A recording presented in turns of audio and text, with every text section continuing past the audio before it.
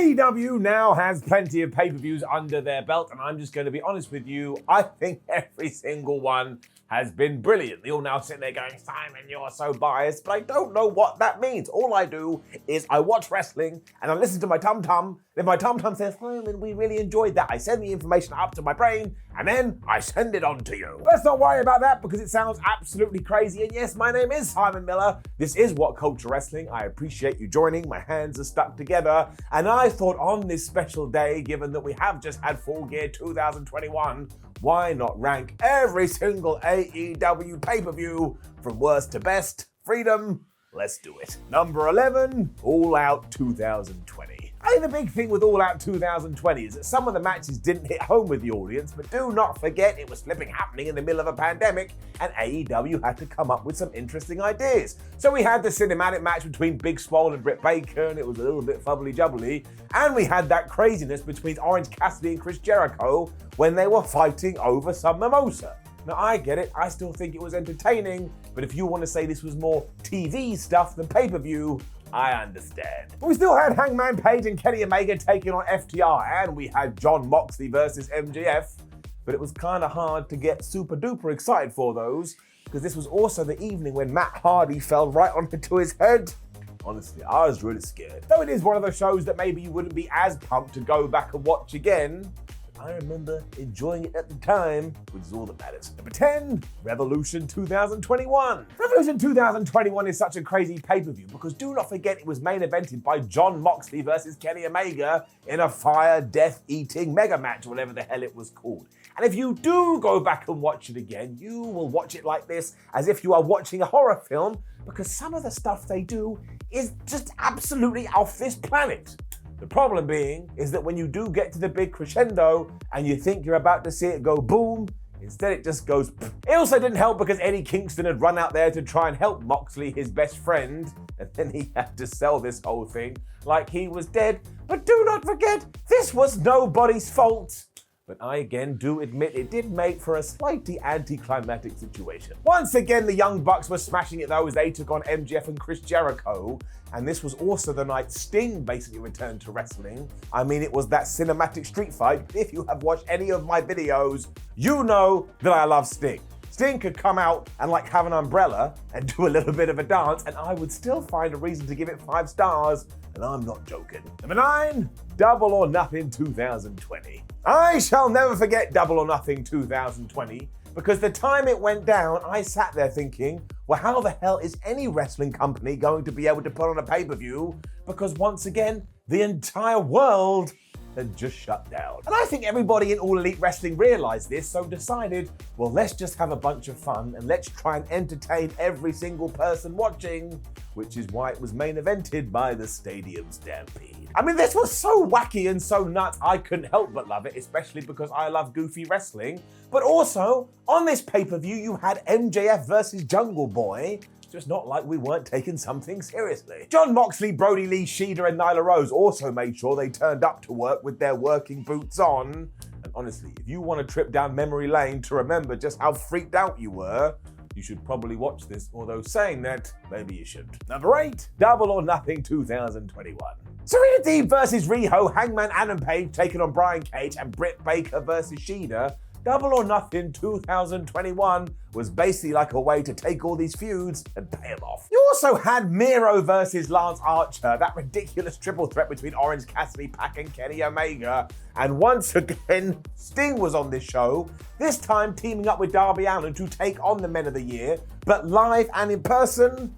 And I just told you how much I liked Sting, and that's all I've got to say about that. Number 7, All Out 2019. The very first All Out in 2019 will always stay in our memories because we also used it to crown the first ever AEW World Champion, and it was Chris Jericho, which is very poignant on this day because who did he defeat? Hangman Adam Page. You also had that terrific Pac versus Kenny Omega match. My word, we need to go back to that feud as soon as we can. And do not forget that the Lucha Brothers fought the Young Bucks, and it was around this time I started going, that Matt and Nick Jackson, they could be the best tag team ever. The really cool thing, and one of the reasons it stays in my brain, is that it really did start introducing you to people that were going to become megastars down the line. There was Jungle Boy, there was Luchasaurus, we had Jack Evans, we had Angelico, there was the Best Friends, there was the Dark Order, there was Darby Allin. For many people, it was the first time witnessing them, so now you can look at it and go, oh, my babies, they did so well, they've climbed to the top. And let's face it, most of these haven't even hit their ceiling. Number 6, Full Gear 2020. Going back 12 months to Full Gear 2020 makes Full Gear 2021 even better, because do not forget we had the finals of the then AEW World Title Eliminator, who's going to be the #1 contender tournament, and once again it was Hangman Adam Page versus Kenny Omega. Do you see why the Hangman story is so good no matter what pay-per-view you go to? There's some of the narrative being told. Darby Allin also got his first win over Cody Rhodes, and that made everybody jump around, and in the main event it was Jon Moxley versus Eddie Kingston for the AEW title, and we know how close they were best friends, but they had fallen out. Honestly, this damn pay-per-view really good. You also had some nonsense with the Elite Deletion match between Matt Hardy and Sammy Guevara, and as I've already said, I love goofiness, and finally the Young Bucks squared off with FTR, and that finish, man, with FTR doing a flip when they always said they wouldn't do a flip. My word, do I like little things like this. Number 5, Full Gear 2019. Full Gear 2019 will probably be remembered for 2 specific matches, Chris Jericho versus Cody, which was absolutely brilliant, and Jon Moxley versus Kenny Omega, where those 2 dudes decided, why don't we try and actually kill each other? But you do also get the Young Bucks versus Santana and Ortiz, which was about that people had wanted to see for ages, and Hangman Adam Page versus Pac, which is one of those fights that I never actually thought I'd see. Riho versus Emi Sakura was also damn good, given that it had no build whatsoever, and you get Joey Janela versus Shawn Spears, and that will never be a totally bad thing. But really, it's so much fun to watch now because you do see AEW coming together as a company. I liked it. Number 4, Full Gear 2021. Full Gear 2021 will always live and die based on one thing that happened, which was Hangman Adam Page finally becoming the AEW World Champion. And I have said it before and I'll say it again, AEW couldn't have handled this any better, and if you've never seen it, what are you doing? I mean, it only happened recently, but you've also had loads of other bangers on the card, such as Eddie Kingston versus CM Punk, and that wonderful match between MJF and Darby Allin. I mean, we've called them 2 pillars of the company, and they absolutely are. You also have the absolutely crazy Inner Circle versus America Top Team that was so over the top it had me laughing all the way home. And honestly, this is just a show that you could have tuned into and never have been bored. And don't forget, that is the entire point. Number 3, Double or Nothing 2019. I mean, what else is there to say about Double or Nothing 2019? The very first pay-per-view that AEW officially put on, headlined by Chris Jericho and Kenny Omega, when after the fact, Jon Moxley turned up and basically changed the entire wrestling game forever. You also had another stupid match between the Young Bucks and the Lucha Brothers, who just had the best chemistry ever, and this was the evening when Cody Rhodes took on his brother Dustin. And we all remember what happened there. Somebody was chopping onions because at the end of it, water was just running out of my face, and to this day, I do not know why. I don't mean to keep going on about it, but once again, we had this whole, hey ho, look at these superstars we're inventing, because it was Sammy Guevara versus Kip Sabian in the opener, and Britt Baker won a 4-way match. And back then, nobody knew what the future held for her, but she had already decided she was gonna smash it. Number 2, Revolution 2020. Revolution 2020 always has to be high in any list because it gave us Hangman Adam Page and Kenny Omega taking on the Young Bucks. If you go onto the internet right now and you type this into your Google machine, you will find a ton of articles that say this is the best tag team match ever. You also had MJF defeating Cody, Pac defeating Orange Cassidy, Jon Moxley defeating Chris Jericho. Plus Darby Allin was back, and have a guess what he was doing this time.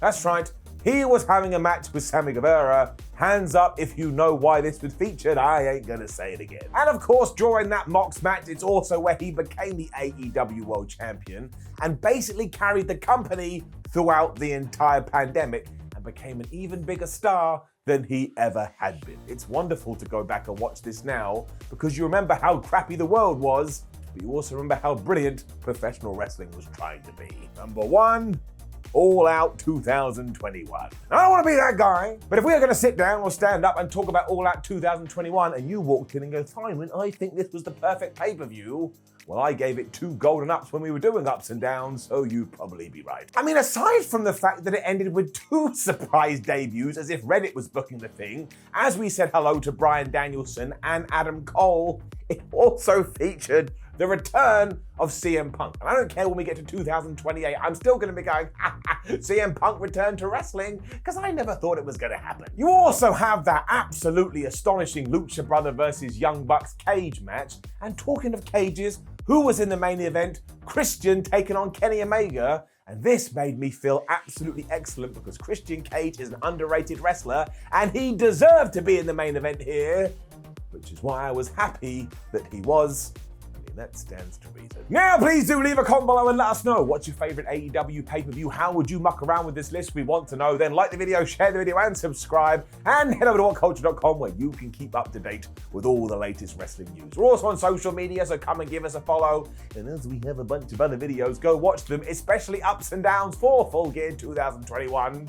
And then you can get more of my thoughts on that. My name is Simon for What Culture. Thank you for joining me as always. And I will see you soon. I desperately need sleep.